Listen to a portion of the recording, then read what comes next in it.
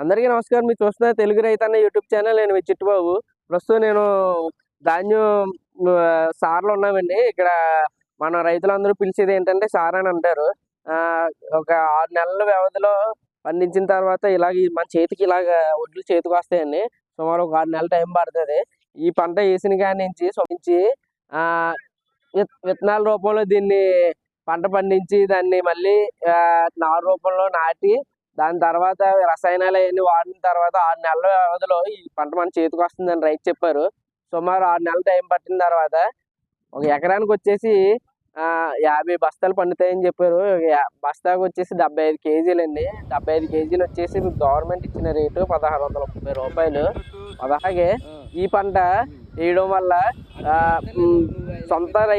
సొంత భూమి రైతుగా అయితే సుమారు ఒక 20 నుంచి 20 వేలు